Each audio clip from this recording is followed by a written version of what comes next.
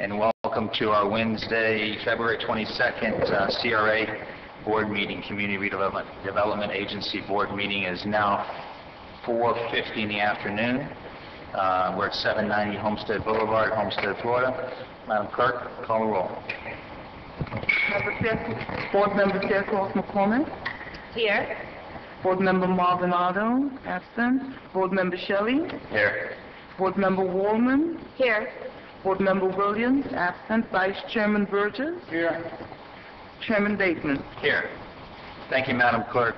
Deletions and/or deferrals. We have no deletions. The deferral, we'd like to defer under new business, correct? Yes, sir. Item A. Item A to... Okay, so we're going to defer that, and we'll move on with the other one once we go through this approval of minutes. The next item on the agenda, approval of minutes, January 18th. Thank you. Second? Second. Okay. Questions or comments? All in favor? Aye. Nays? Item carries. Okay, we're going to go to tab 3 as the first item, correct? Yes. Tab Yes. 3. All right. Richard. Resolution of the Community Redevelopment Agency Board of the City of Homestead, Florida, approving reimbursement of the city for expenses incurred in completion of professional engineering consulting services in connection with the construction of the North Flagler Avenue parking area by Bermeo Ahimil and Partners, providing for implementation and effective date. Okay, motion to move it on? So moved, Mayor. Okay, second? Second. Staff report?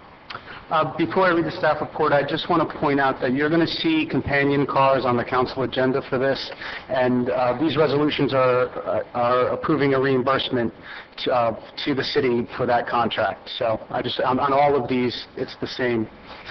The CRA staff recommends that the CRA board approve the attached resolution and authorize the city manager to accept the proposal for engineering services for the Flagler lot improvements from B&A Partners, Inc. This agreement is provided in accordance with the current non-exclusive professional services agreement, RFQ 2007-15, continuing professional services. On January 23rd, 2012, the board gave directions to the staff to facilitate the construction of a surface parking lot on the CRA-owned Flagler lot located between the busway and North Flagler Avenue. I do have some boards and a brief presentation to show you. We told you at the last meeting that we were going to just give you an update and let you see some conceptuals of what a parking lot could look like on that lot. Okay.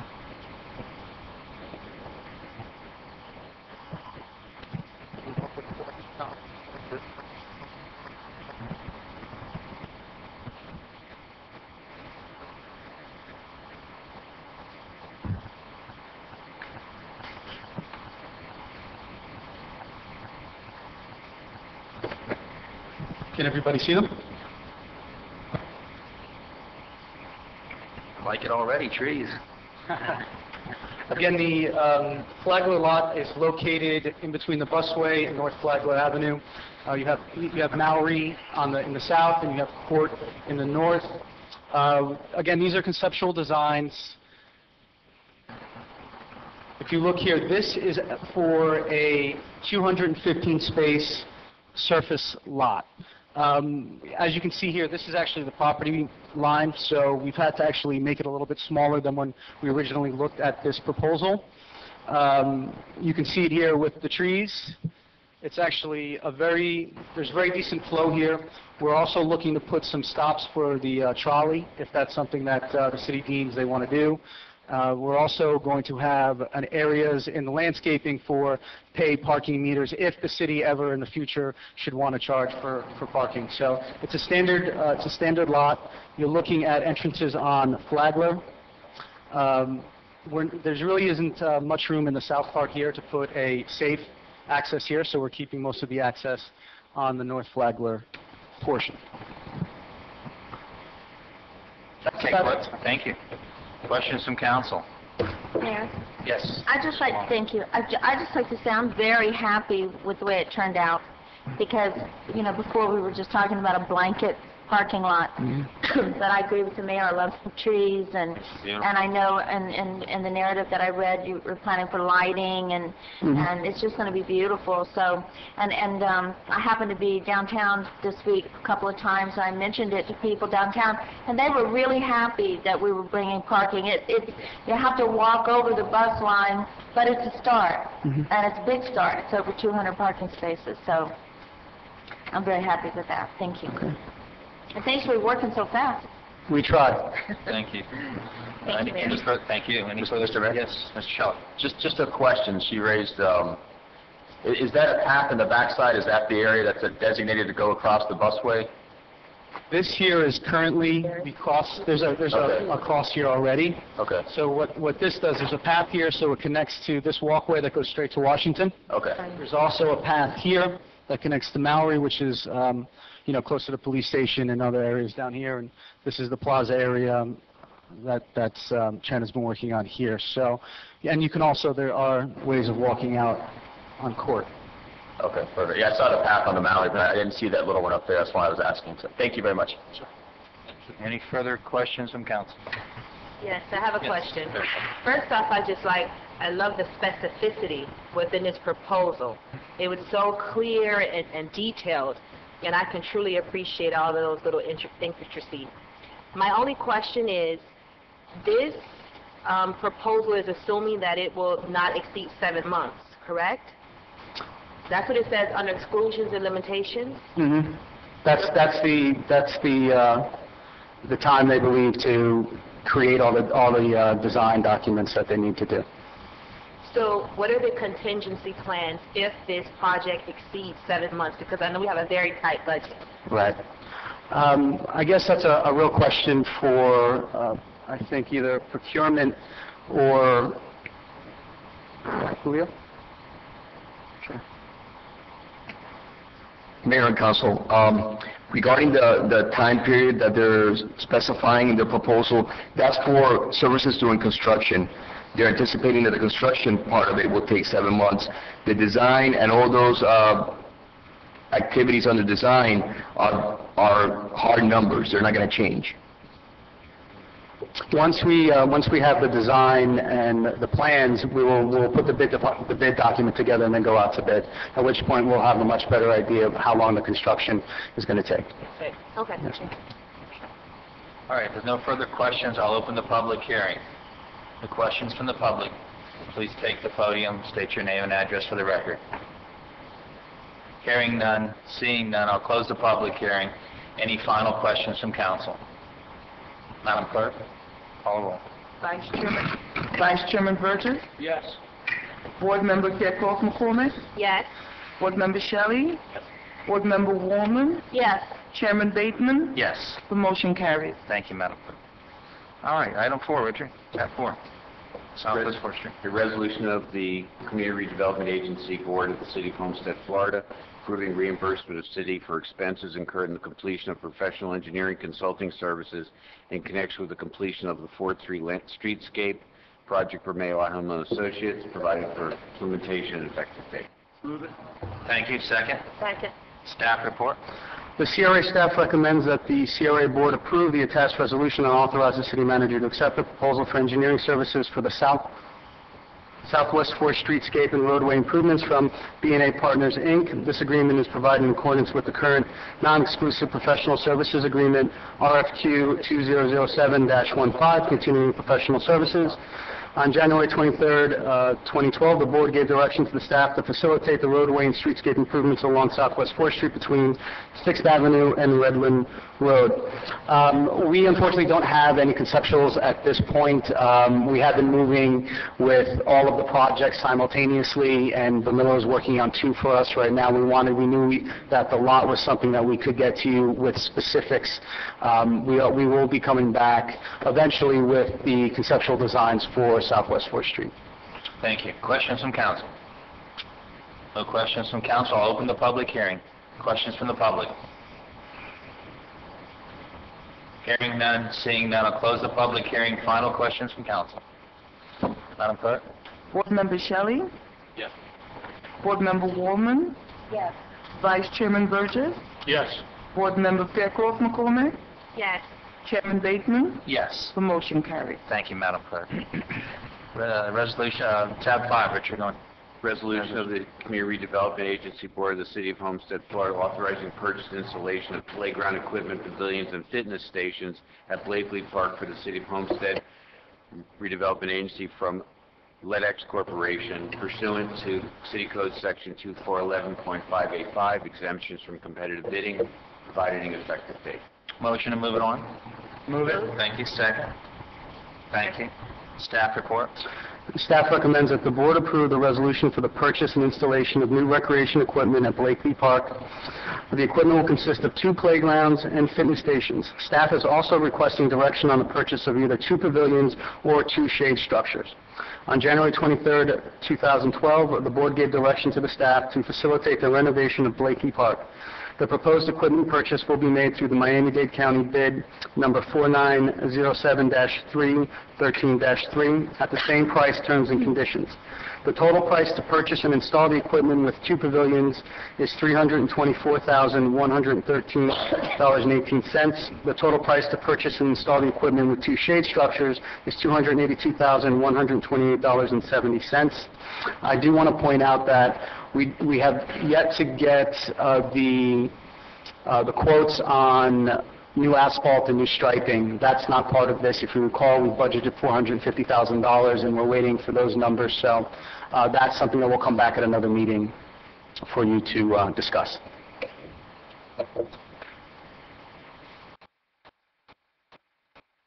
Mayor, I'm sorry. Sure.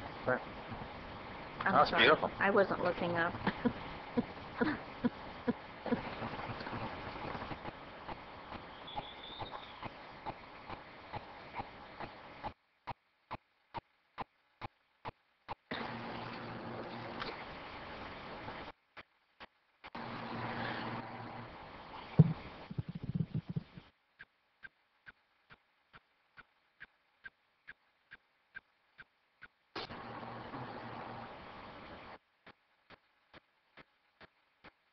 Mayor. Blakely Park, we had discussed putting 2 different tot playground areas within the playground, one for 5 to 12-year-olds, one from 2 to 5. You can see them here. Also, fitness stations around the inside circumference of the park. You see them here and here. These are just little larger ones for you to take a look at. This is pretty much what has been done in other city parks. What we're really looking for is some direction on either pavilions or shade structures. Now, this is just a typical shade structure. It's a gazebo sort of building, open air. People can barbecue and have picnics and that sort of thing. And then the shade structure is what you see up on the screen. Unfortunately, I don't have a board of the shade structure. We're looking at 2 shade structures, one over each portion, each different playground. And really, it's what you think that part of the neighborhood would really enjoy. Okay, thank you. Ms. Woolman. Thank you.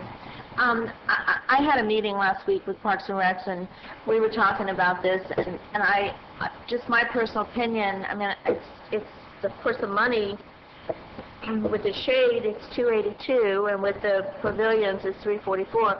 But I forgot to ask one question, and that is, what is the average length of time that a shade structure lasts? Whereas a pavilion would last for forever and a day. The shade structures usually, we make sure we take care of them. The way they're built now, they last for a very long time. Depends on the colors that you go to, too, because if you go with certain colors, the sun will deteriorate them. So what we try to do is go with a lighter color, like we did at Mayor Roscoe Warren, the one with the yellow. So it lasts a lot longer. When you start going to dark colors, that's when the sun starts bleaching it and starts tearing. Well, you know, I was just, having worked with Parks and Recs for so many years, you know, we were very lucky to get the shade structure in Roscoe Warren Park. We were very lucky to have that. But we don't have it at James Archer. We don't have it at Audubon. You're going to say something. Just to refresh your all's memory, we did have one being installed at JD, which will start next week. But at JD, Yes. but not at the other parks. So... No, ma'am. So the pavilion, and tell me if I'm wrong, does that provide seating? Well, I think the pavilions, Dennis, the ones in the parks now, do they have benches and seating areas now, or? You're talking about the playground equipment itself, or you're talking about pavilions? The pavilions. The pavilions will probably put picnic tables in there like we did the other pavilions that we have. So based on that alone, Mayor, I think that my opinion would be that we probably should go with the pavilions because consistently throughout the other parks, we don't have the shade. Shade is wonderful, but there is shade under the pavilion, and it would also lend an opportunity to rent those pavilions and make an income for Parks and Recs. And as we move forward, we all know anytime we can get an income of any kind, revenue of any kind, it makes a difference. It does cost a little more to do it, but I think in the long run it's going to last longer, and that's just my opinion. I'd like to have them both, but that's not in the cards right now. Thank you, Mayor. Thank you. Mr. Shelley? Does it fit our budget to do the shade over the playground equipment and then the structure of the pavilions separately? Does it fit within our budget? And the way it's budgeted now, since this is money that we are fortunate to have now, it's the shade structures cost more than the difference of the shades. The pavilion costs about $55,000 each, so that really puts a big squeeze on our budget. So at this moment, we can't afford it. Yeah. It's going to have to be one of the other. We pretty much know we need the shade over the playground equipment, right? I mean, that's kind of a given, is it not? Again, that is purely at the will of the board. I've seen... I tell you, at Roscoe Warren Park, before we put that shade up, those kids were dying over there. It was like a magnet, like a mirror. So I would think that maybe we walk before we run and put the playground equipment up and see if we can at least cover one of them, if not both, and then leave the pavilions to another day, another $1. Under the current system, you will have two shade structures, so both of them would be covered under the current budget. That's what I was looking at. Sure. Is the playground equipment covered with something? If you choose shade structures, they will. Structures, yeah. Right. Well, I think for playground equipment, that's the right fit. I mean, it really is. Other than a hardcore roof on top of I just think it's the right way to go. But I mean, I know that the pavilions are great outside that for picnicking and whatnot, because you don't want to mix the two. The playground equipment and those kids running around in there is one thing, and a pavilion to eat under is a separate entity in itself. And it's working well at Roscoe Warren, keeping it separate like that. So that's my opinion. Mr. Mayor, just a question. If we go the route where we get the shade structures, are the plans going to stay the same? Are we still going to have the sidewalk and just an empty space where a pavilion would go? Are we going to plan for that expansion? Does that change the design? Oh, we would, I believe, keep the sidewalks to the actual playground area and not have them go. Since there's no structure there, we wouldn't put them in. If you so choose at a later date to do another capital improvement project, you find funds somewhere and you want to put pavilions, then you'd have to include the sidewalks to the pavilions. And then I guess my next question is, as far as if we put the shade structures in, it's going to cost us, it's going to be a pretty big capital improvement project to then later add the pavilions, because it looks like we're going to have to add the sidewalk in then too, is what you're saying, versus if we were to put the pavilions in now at the higher cost, would it be easier to find the money later for the shade structures? Although I do agree that for purposes of a playground, the sun is pretty hot. It makes it unpleasant to use a playground. Regardless of just the heat on your body, it's the heat of the actual equipment, the heat and the burn and things of that nature. We will include the sidewalk to here so that they can get there. There will be sidewalks to these two areas. There just won't be a circular. There's no area here. That could be added at a later date under another capital improvement if you wanted to. So these sidewalks would still be part of the project. Right, but you wouldn't still have you wouldn't have designated areas to put the pavilions later. That wouldn't be part of this plan. No. You would have a different shape. Yes. And then my follow-up question to that is, if we go with just the playgrounds with no pavilions, then is the spacing in the middle of that space, is that the best layout, or would it be better to separate them on outside so you would have more usable green space in the middle for, say, soccer or some other type of? Would we make a better use of the entire space if we then separated them in some other format?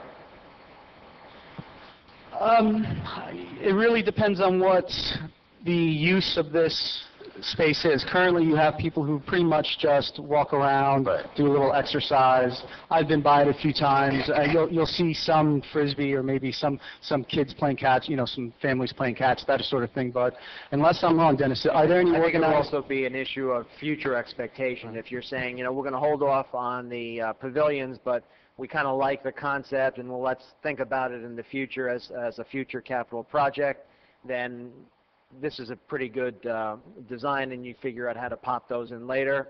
If you're thinking we're not going to do that, then and you want to make that more active space in the center, then we could try to start looking at other designs for the playground equipment. So it's kind of how you feel about the... And I've always kind of thought that would be a good location for a soccer-type field or some sort of active field, because there's really nothing out that way soccer-related. And so that would be a good space. And then do we also have the area outside, not within the middle of the track, but on the outside of the track? We've got a pavilion on the outside, correct? So there is some space there? There is some space out there. So we could always add the pavilions to the outside and then have still usable sports space if we change the layout? The only thing is you do want to keep them relatively close because, some people have 2-year-olds and some people, they have children that, span different. So you wouldn't want to have them spread out where they couldn't watch all their children at once.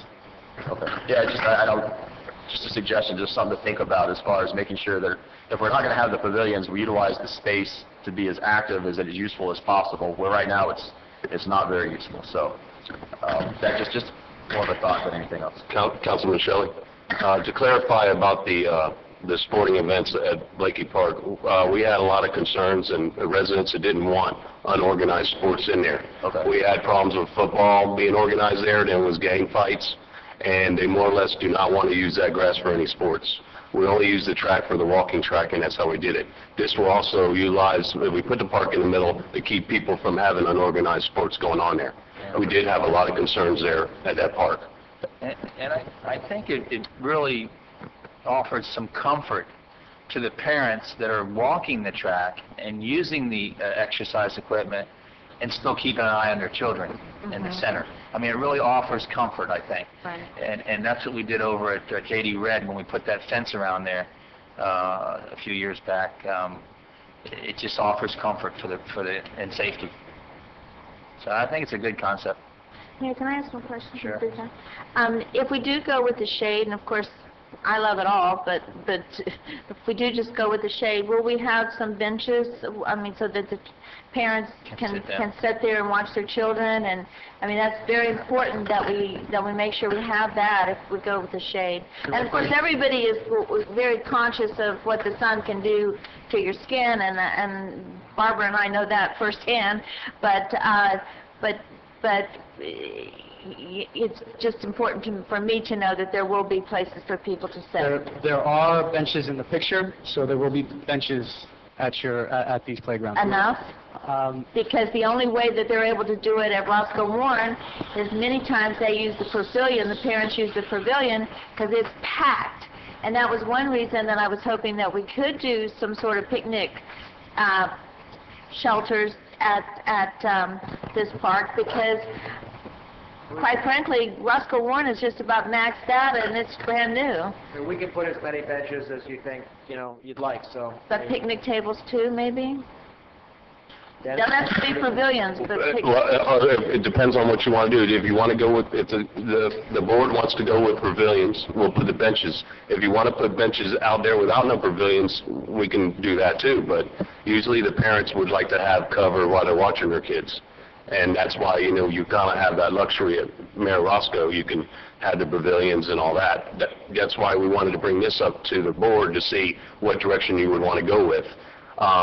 Maybe a suggestion we can look at is 1 pavilion and 2 shade structures. The only problem that we have right now is that we're getting quotes now for the track. The rough estimate I got from the track was $50,000.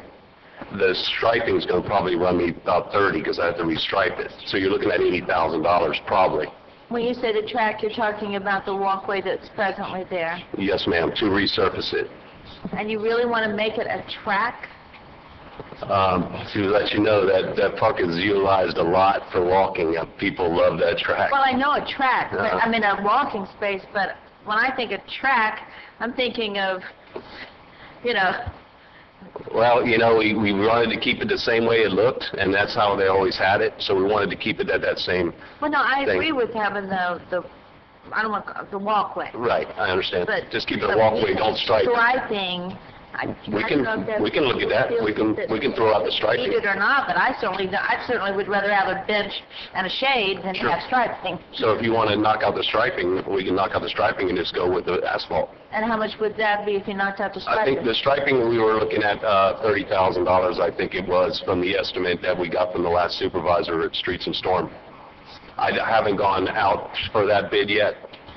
This was through a asphalt contract that we had to do striping. I was looking at maybe a tennis court contractor that does striping for us. I was looking at that, but I can just go with the asphalt and use it as a walking path instead of a track, So if that's what the board feels. If you're interested in us kind of downgrading some of the track features and using that savings to squeeze in maybe one pavilion, we could look towards doing that if that's your preference.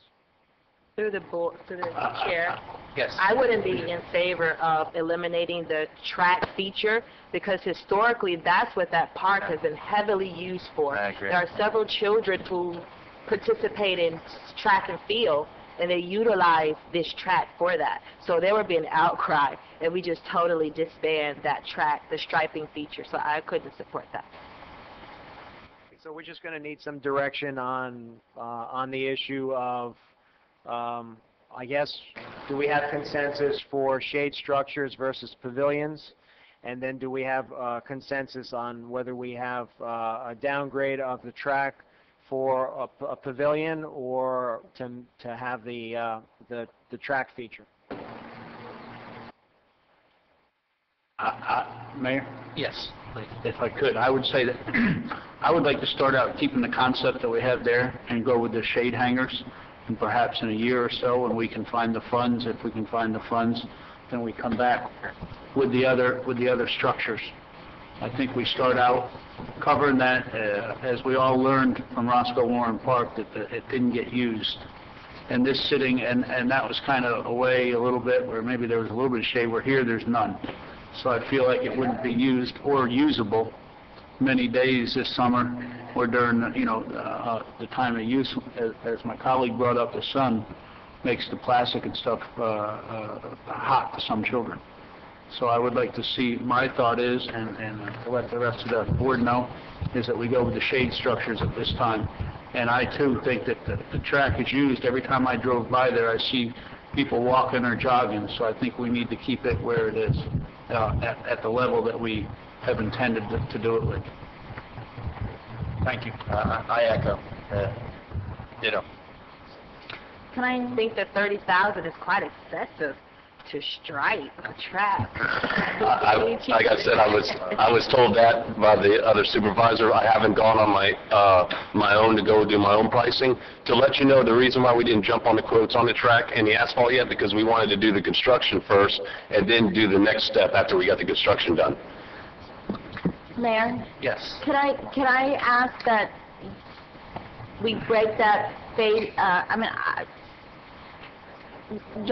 Vice Mayor just said he goes by there and sees people walking and jogging, but is it a known fact that high schools use this track and field? I mean, I don't know. Oh, yes, they use that Okay. a lot. Elementary, middle school kids who Okay. participated in track and field at tropical parks and those different tournaments. Okay. They train there. Okay. So perhaps maybe we could approve part of it, but I agree with Ms. McCormick that $30,000 seems very excessive to me.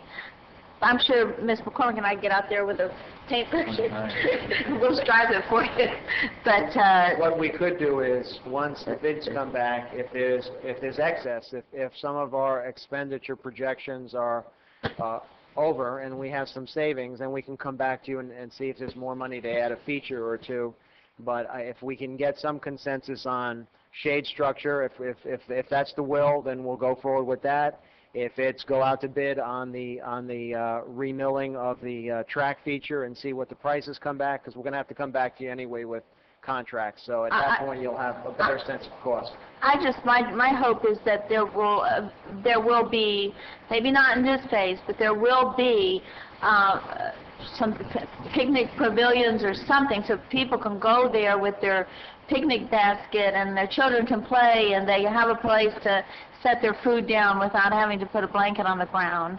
So that's, I guess I just want it all, but I agree with the shade and we'll do what we can with the rest, I guess. And I think not far from there, less than a mile, at Lakey Park, is a huge pavilion that you can get under. Where the pool is at? At, Roby George. Roby George. Thank you, Roby George. Pretty far. Oh, okay, so then we'll move forward. I'm assuming we Yes. have consensus for shade and for Yes. track. Yes. Thank you. Okay. All right. We're going to do. You want to go back to A or you want to? Yeah. Need to vote on that, Mr. Mayor. Okay. First of all, we open a public hearing. Anybody from the public would like to speak on the last issue? Public hearing is now open. Go to the podium, state your name and address for the record. Hearing none, seeing none, I'll close the public hearing. Any final questions from council? No final questions. Madam Clerk, call the roll. Board Member Fairclough McCormick, Yes. Board Member Shelley, Yes. Board Member Woolman, Yes. Vice Chairman Burgess, Yes. Chairman Bateman. Yes. The motion carries. Thank you, Madam Clerk. Okay, let's move back to number 1.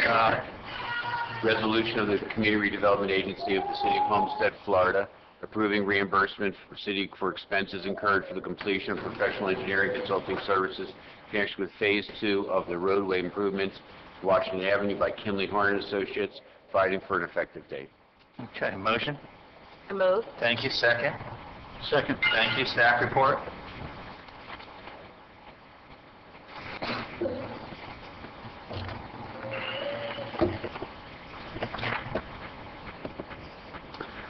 The CRA staff recommends that the CRA board approve the attached resolution and authorize the city manager to accept the proposal for engineering services for Washington Avenue Phase 2 improvements from Kinley Horn and Associates, Inc.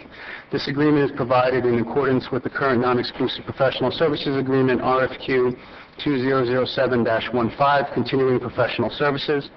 On January 23rd, 2012, the board gave direction to the staff to facilitate roadway and streetscape improvements on Washington Avenue from Northwest 2nd Street to Campbell Drive.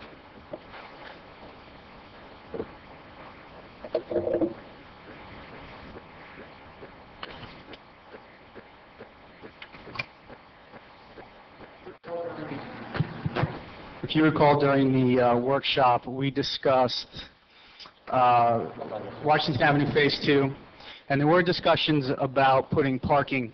You know, originally, we were looking at just extending the streetscape from 2nd Street all the way up to Campbell Drive, and then at the request of the board, we were looking at parking. So what you have here are two different options. Really, the biggest difference is up in this area here, where you see angled parking versus some parallel parking. Now, it's really only a issue of about 4 different spaces. The rest of the proposal is relatively the same.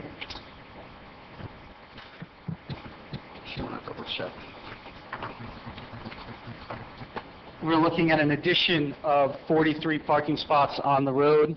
They're actually going to be able to add a few more spots where there currently is a median and there's currently angled parking.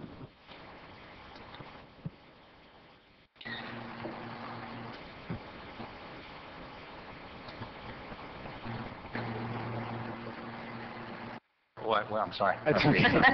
The only real difference are the parallel parking on this end up here versus angled, and an addition of between 43 and 47 parking spots, depending on the options. Again, these are conceptual designs. It's not final drawings or anything like that, but it is an extension of the streetscape. You all know what 4th Street going up to Campbell looks like.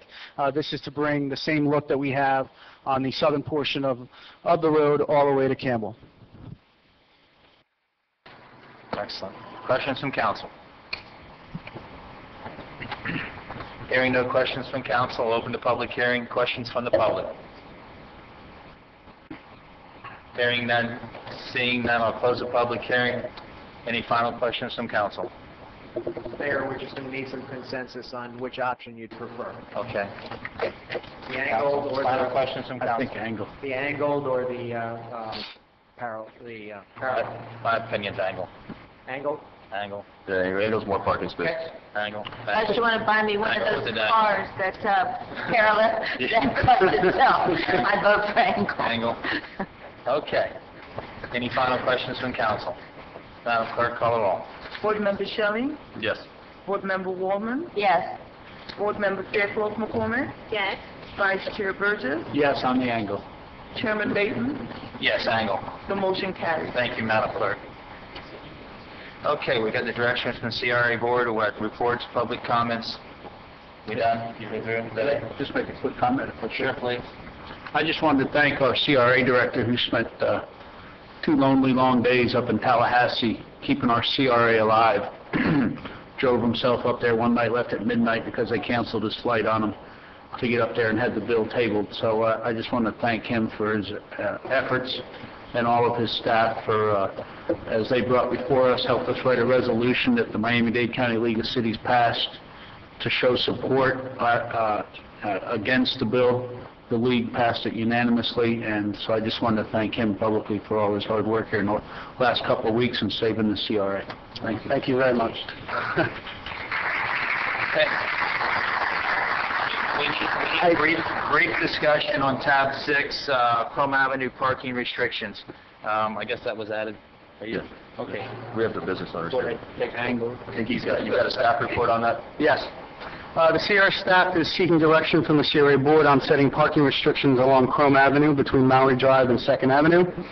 The CRA staff has been advised that local merchants and business owners whose businesses are located along State Road 997, a.k.a. Chrome Avenue, between the cross streets of Maury Drive and 2nd Avenue, also known as Chrome Avenue, have raised concerns about the availability of curbside parking for customers. Mr. Mayor? Yes. I was contacted by some of the business owners there on Chrome Avenue. Their concern is that those parallel parking spots in front of their businesses were being occupied sometimes for most of the day. And so they were looking to increase the signage. There are some areas there where it doesn't have the parking restriction signage to a 2-hour time window, and this would encourage the turnover so that more people could come to their businesses and to their stores. The problem that seemed to arise is that we don't have anything in our code to currently address the situation. Also, there was some question about how to enforce it. And so I wanted to put this on the agenda today for the business owners to express their concerns and get some direction from the council as far as whether it's something that we want to pursue as far as enforcement and putting the signage up there for those business owners. And I know there are some business owners here in the audience that would like to speak. I think that this direction's given. Let's see what we can do. There are a few steps. It's a state road, so we do need to get FDOT approval for the signs. We already there are portions of Chrome that have these 2-hour signs. We also have enforcement issues and cost of enforcement, and so we just wanted to get a consensus first on whether you're comfortable with us exploring these, and then if you are, we'll come back with some details and costs and that kind of thing. General consensus? General consensus? Okay. Got it. Okay, thank you for coming tonight. The general consensus is they're moving forward. They're going to get all the legals down pat, the expense, the cost. We'll have it, by next meeting? Probably not. Come on, you move so fast. We'll try as best as we can. Okay, all right. Well, you'll keep the store owners or retailers that are here tonight, you'll keep them informed? We will. And some of it is contingent on how we do with the state, and the state kind of runs slower than local government, believe it or not, so we're going to do the best we can interacting with them to get the information. Raise your hands, please, the people here tonight for the sign, the 2-hour parking. Okay, there they are, right there. Great. All right, could somebody, maybe Begonia, somebody get their name and phone numbers, so we call them back in 30 days and let them know where we're at? Thank you. Okay, we're going to adjourn the CRA meeting. Are you through, Rick? I just would like to say one thing. I'd like to thank the city staff. Every single department touches on these projects, and their commitment and expertise from procurement to DPW to literally everyone touches on these projects, and we were able to get this done because of them.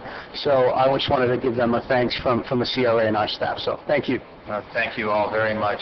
And again, I preach every meeting, don't forget the locals. All these big, beautiful projects are going out. There's got to be somebody that can plant some plants, dig some holes, and do some striping.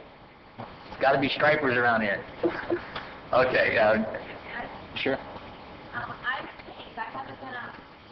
I think, because I haven't been outside, that I think there are Girl Scout cookies for sale outside.